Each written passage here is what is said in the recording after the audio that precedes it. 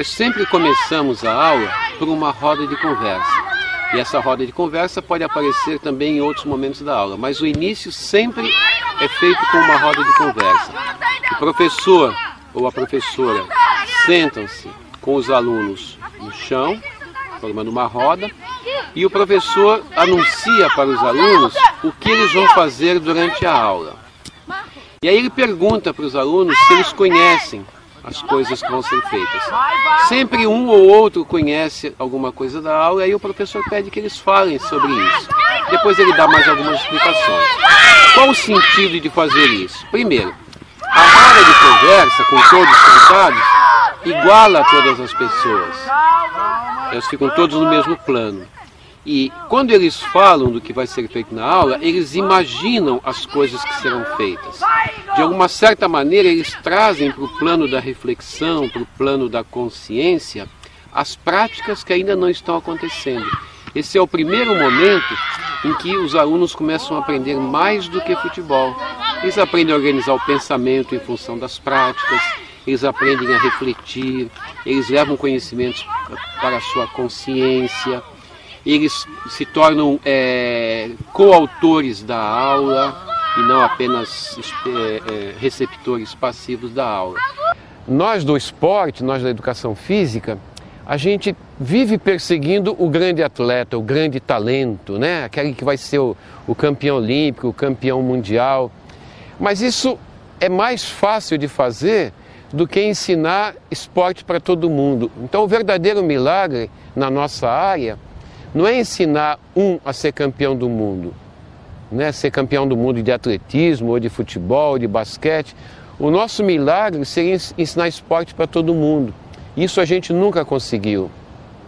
Porque na educação brasileira, a gente tem uma coisa assim, você tem um campeão de matemática, mas a gente não ensinou matemática para o povo brasileiro.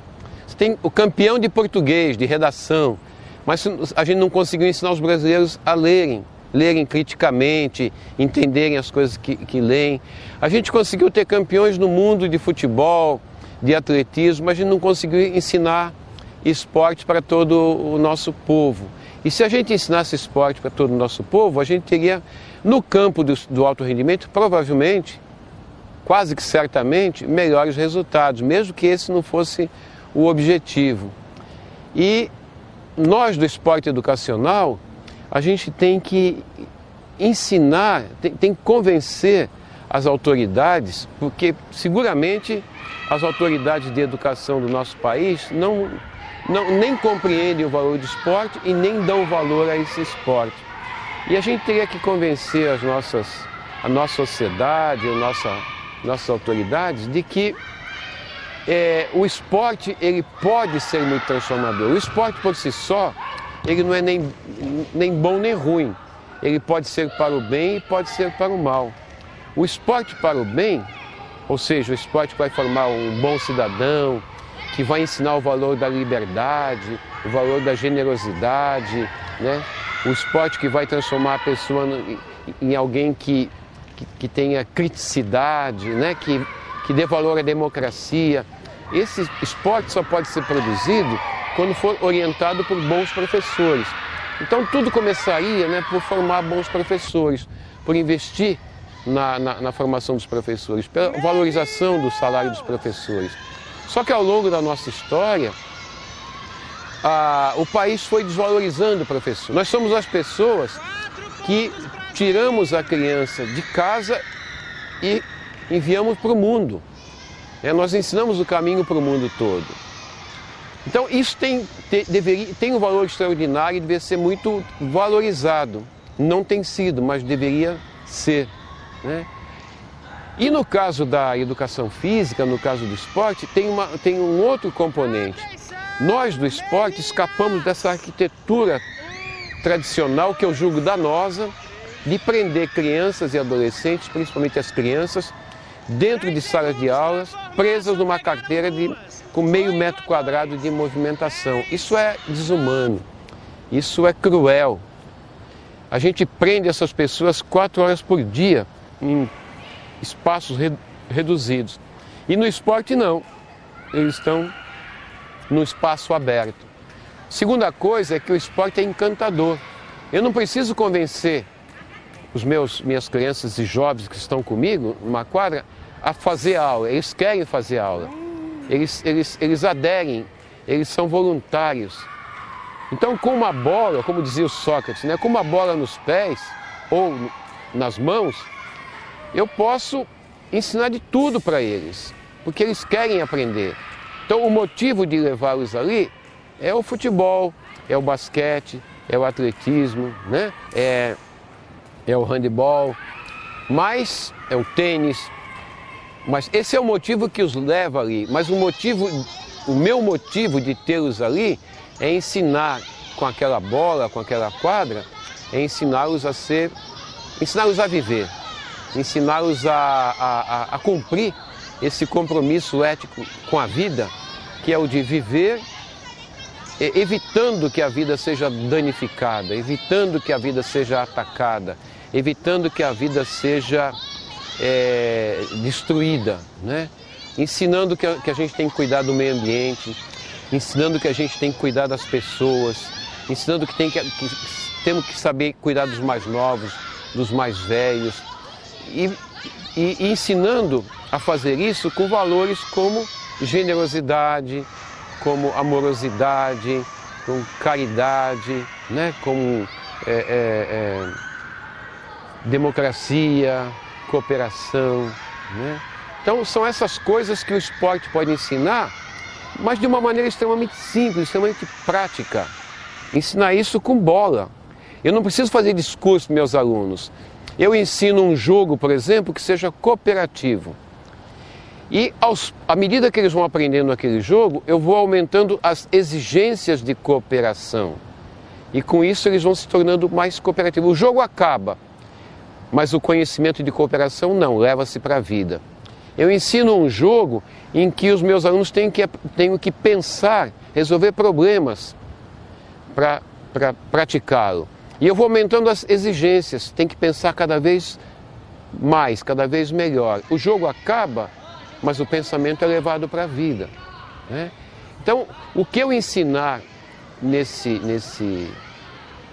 esporte, se for levado à consciência, se for levado à compreensão, o esporte acaba, o jogo acaba, mas isso é levado para a vida, isso não acaba, né? Então, esse valor extraordinário que pode ter um professor de esporte não tem sido aproveitado pelo nosso país. O esporte tem se reduzido a alguma coisa que é transmitida pela televisão, é mostrado para uma plateia e dá enormes lucros.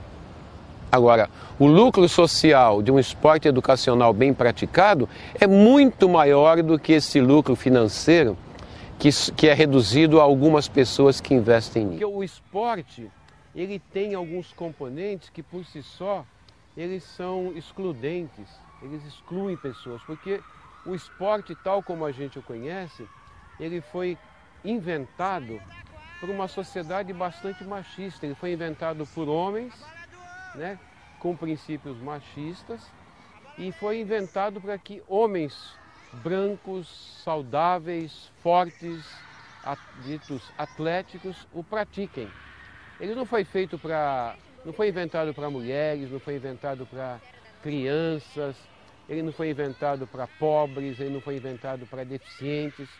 Só que o esporte educacional, ele é um esporte que tem que servir como instrumento de melhoria da vida das pessoas, como instrumento de emancipação das pessoas. E ele praticado da maneira como foi inventado, ele não serve para isso. Então, no esporte educacional, o esporte tem que ser modificado. Ele tem que ser modificado para atender as mulheres, ele tem que ser adaptado para atender as crianças, para atender os deficientes, para atender as populações mais pobres. E então o esporte tem que ser transformado, porque de maneira geral o apelo do esporte, através dos tempos, tem sido sempre esse. Vocês têm que vir ao esporte e se adaptar a ele. E nós do esporte educacional dizemos o contrário. O esporte tem que ir às pessoas e se adaptar a elas, né? Então o esporte tem que virar criança, o esporte tem que virar mulher, o esporte tem que virar deficiente, o esporte tem que virar pobre, o esporte tem que virar gordo, o esporte tem que virar magro. O esporte tem que ser adaptado de acordo com aquilo que as pessoas são, né? Então, no esporte educacional, a gente tem que romper com esse esporte tal como ele foi criado, para um tipo padronizado de homem, né? Que é o esporte, que é aquele homem que foi eleito como o super-homem das Olimpíadas. Nada contra esse esporte, mas esse esporte não serve para o esporte educacional. O esporte educacional exige um esporte diferente. No esporte educacional a gente reinventa o esporte, né? O esporte ele tem que virar criança, ele tem que virar adolescente, tem que virar deficiente, senão ele não atende as pessoas. As bolas têm que ser mais leves, para ficarem mais ao alcance das crianças. Outra coisa muito importante é que nós temos que adaptar os jogos para que o objetivo maior daquele esporte seja bem realizado. Por exemplo, no basquetebol, o objetivo maior é pôr a bola na cesta. As cestas têm que ser muito grandes, muito largas, baixas, para que a criança volte para casa com a sensação de que foi capaz de fazer.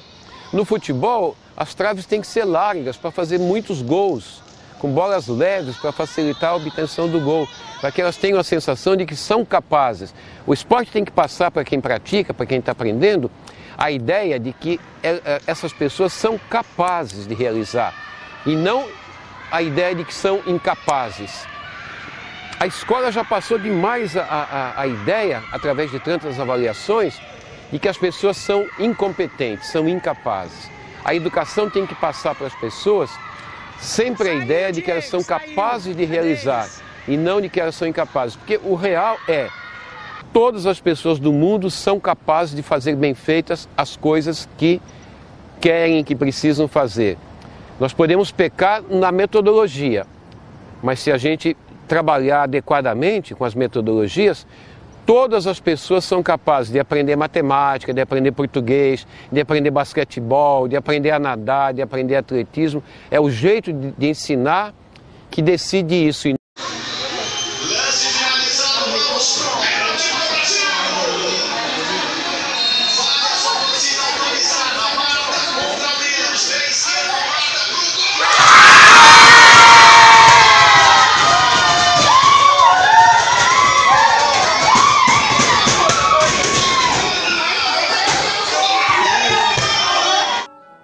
Quando a gente fala de diversidade, a gente está falando de um tema que suscita hoje muita polêmica na escola, muita polêmica na educação, né? Há hoje, inclusive, uma forte tendência de negar a diversidade na educação.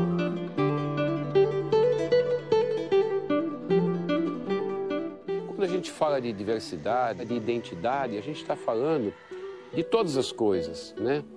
O que importa na educação não é a identidade de gênero só, é a identidade da pessoa.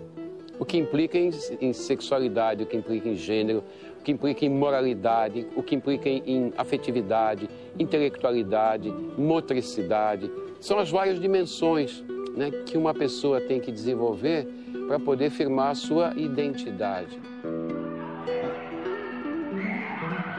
Fazer com que o João seja cada vez mais João e a Maria cada vez mais Maria. A Maria pode ser uma pessoa muito ágil, pode ser uma pessoa pouco habilidosa.